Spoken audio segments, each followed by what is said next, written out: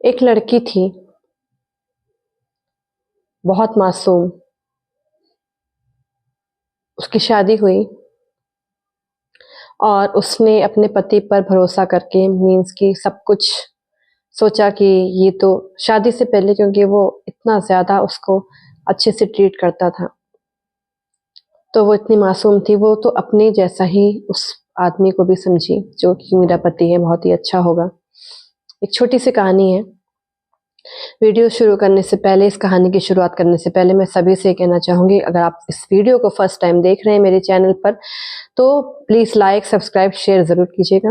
और अगर आपको ये कहानी अच्छी लगे तो कमेंट करके मुझे ज़रूर बताइएगा कि आपको मेरी कहानी कैसी लगी। तो शुरू करते हैं।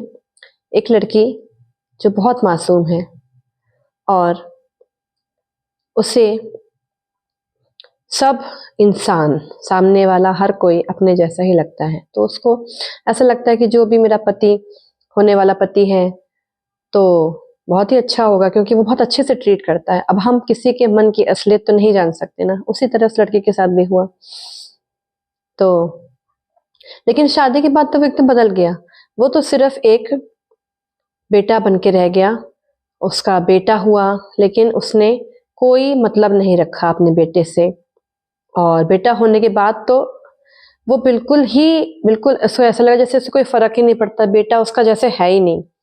ऐसा लगा जैसे बेटा किसी और का है, उसका बेटा ही नहीं है। और अपनी माँ और अपनी जो बहन अपना घर छोड़ के आई है, उसकी बातों में आकर वो बहन खुद तो अपना घर बर्बाद कर चुकी थी, अपना घर तो नहीं बसा पाई, लेकिन उस बहन ने अपने भाई का घर बर्बाद करने के लिए अपनी भाभी और भाई के बीच में गलतफहमी पैदा करना शुरू कर दिया। वो यही चाहती थी कि जो भी मेरे भाई का के नाम मकान है, वो मेरे नाम हो जाए। बस यही दिन रात कहती रहती थी कि मुझे भी आधा हिस्सा चाहिए, मुझे भी आधा हिस्सा चाहिए। तो जो उस आदमी की पत्नी थी ना, वो यही सोचती थी कि आधा हिस्सा क्यों, ये पूरा हिस्सा ले ले, बस मेरा जो घर, मेरा, मुझे शांति से रहने दे मेरे पति के साथ। और जब भी वो दोनों प्राइवेसी चाहते थे, तो वो बीच में घुस आती थी। और तो और अपनी बेटी भी ले आई थी। अपनी, मतलब इतनी बदतमीज थी ना वो लड़की, कि अपनी माँ को ही, मतलब उस लड़की की अपनी भाभी को तो मारने आती ही थी, वो दोनों, लड़की और उसकी लड़की, ठीक है। लेकिन नंद और उसकी लड़की, यानी उस लड़की की भांजी और नंद, दोनों अपनी भाभी को मारने तो आती थी, साथ में अपनी माँ को भी मारने जाती थी।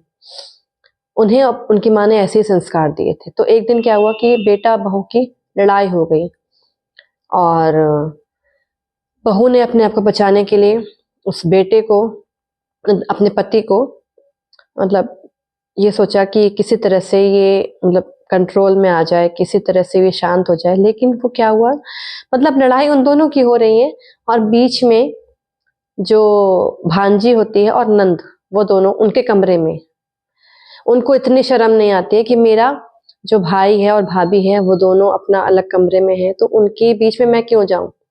उनको उनको इतनी भी तमीज नहीं होती है। और तो और वो अपना घर, जो अपने पति का घर छोड़कर उससे डिवोर्स लिया होता है, इसलिए लिया होता है क्योंकि उसकी बहन उसके साथ रह रही होती है और उसे चाहिए होता है कि वो अकेले रहे। लेकिन अपने भाई की जिंदगी में वो एक उसी तरह से वो करती है जैसा उसके साथ हुआ होता है। उसको बिल्कुल अकल ही नहीं होती है कि वो क्या कर रही है, उसे तो बस अपने भाई का घर बर्बाद करने के लिए ही वो यहाँ पे आई थी। और तो और एक मजे की बात और होती है कि अपनी एक जो बड़ा भाई होता है, उस सबसे बड़ी लड़की, उसके बाद भाई, उस भाई को वो मार चुकी है, और अपनी बड़ी भाभी को वो भगा चुकी होती है घर से, ताकि वो ये सोचती है कि सब कुछ मुझे मिल जाए और मेरी बेटी को मिल जाए। लेकिन और जब लड़ाई होती है तो वो बीच में आ जाती है, और क्या होता है कि बात पुलिस तक पहुंच जाती है। उसके बाद जो सास होती है, सास ससुर तो कुछ नहीं कहते हैं, सारा अधिकार उस नंद और उसकी लड़की को दे रखा होता है, उससे कोई कुछ नहीं कहता। लेकिन अगर बहू ने अगर अपनी नंद को पलट के जवाब दे दिया कि तुम ऐसा क्यों कर रही हो, तो बवाल खड़ा हो जाता है कि ये कैसे कह सकती है, मेरी बेटी तो गाली भी दे दे, मार भी दे, कुछ भी करते, मुझे मेरी बेटी है। लेकिन वो तू कौन होती है कुछ भी कहने वाली? आखिर बहू कौन होती है? उसको तो वो शादी करके थोड़ी ना आई है, वो तो भाग के आई है। तो पुलिस में जब मामला जाता है तो लड़के को जब पुलिस वाले लेने आते हैं तो पता नहीं वो सास ससुर और वो नंद क्या बात करते हैं, क्या खिला देते हैं कि सारा मामला ही बदल जाता है। और वो लड़की को ही धमकी देने लग जाते हैं कि तुम ही ने कुछ गलत किया होगा, ऐसा कुछ नहीं, वो कुछ भी नहीं, मतलब उसी को धमकाने लग जाते हैं। और तो और सास क्या कहती है, मतलब लड़की उससे पहले जॉब कर रही होती है कहीं दूसरी जगह पे, सास ससुर खुद उसको एक रूम में छोड़ के आते हैं और मतलब सब कुछ देख के आते हैं। वो लोग भी उसी परिवार के मतलब एक तरह के रिश्तेदार ही होते हैं, जहां पर वो घर जिस मकान में जिस किराए के रूम में वो देखने जाते हैं, और वो आते भी रहते हैं। सिर्फ मुश्किल से 1 महीना वो लड़की वहां पर 1-2 महीना 3-4 महीना वहां पे रही होती है।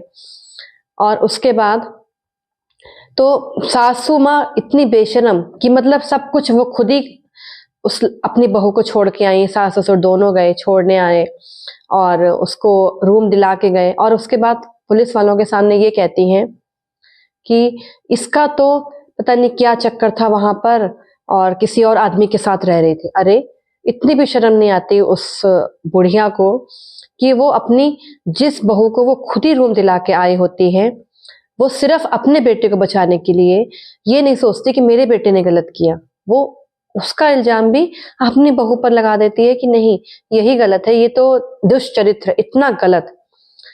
और पता है क्या होता है बाद में, वो तो सब खत्म हो जाता है मैटर, क्योंकि सब लड़की को ही दबाते हैं, उस बहू को ही दबाते हैं।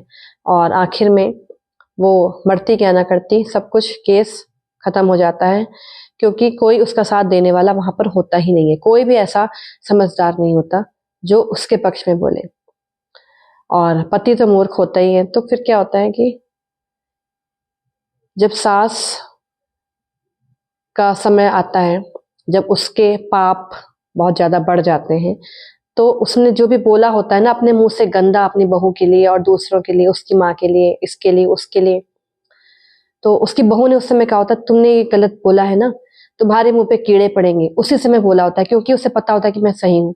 और सच में जब वो मरने वाली होती है ना, उसके मुंह से कीड़े निकलते हैं और कोई भी उसके पास नहीं आता, और घर जिस घर पर वो इतना घमंड करती है वो तो बर्बाद ही हो जाता है।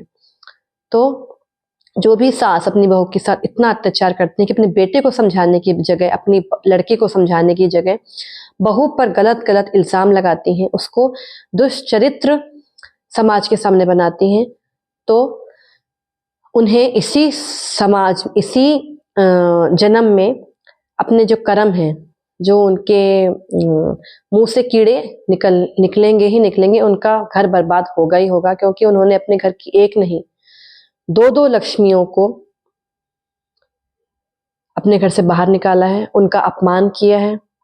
एक बेटे को तो मार ही डाला है और दूसरे बेटे को मारने की चाहत जो करती हैं, कहती हैं कि मेरे 2-2 बेटे हो गए, तो भी 2-2 बेटे कर ले, एक बेटा तो तेरा हो ही गया, एक और बेटा कर ले। मतलब वो अपनी बहू को बांधना चाहती हैं, लेकिन बहू उनकी बातों में नहीं आती हैं, और वो मतलब वो सिर्फ ये चाहती हैं, जो भी सास ये चाहती है कि उनका बेटा बहुत दूर रहे।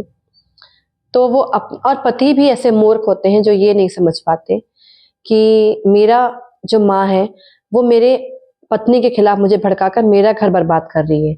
वो ये कहते हैं कि मैं तो दूसरी शादी कर लूंगा, मेरी तो उम्र है। तेरे माँ बाप ने इसलिए मेरे घर में तेरी शादी करी मेरे साथ, क्योंकि उन्हें कोई मिल नहीं रहा था।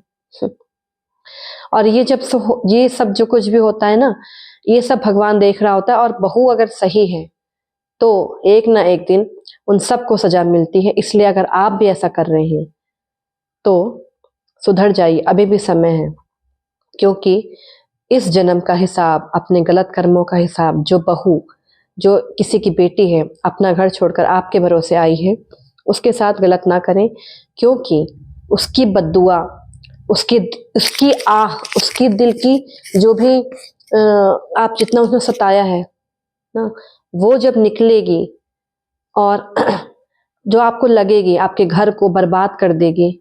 आपका घर बर्बाद हो चुका है लेकिन अभी भी आपको समझ में नहीं आ रहा, एक बहू की बद्दुआ तो लग ही चुकी है, तो दूसरे बहू की बद्दुआ ना लगे इसलिए अभी भी समझ जाइए। जो लोग ऐसा करते हैं कि वो सोचते हैं कि नहीं, मैं जो कर रहा हूँ सही कर रहा हूँ, मेरा बेटा जो सही कर रहा है वो सही कर रहा है, बस एक बहू ही खराब है, तो सब सही है बस एक बहू खराब है। अब भी समझ जाइए, वक्त है, अपनी बेटे और बहू की जिंदगी बर्बाद मत कीजिए, क्योंकि भगवान उसी का साथ देते हैं जो सही होता है।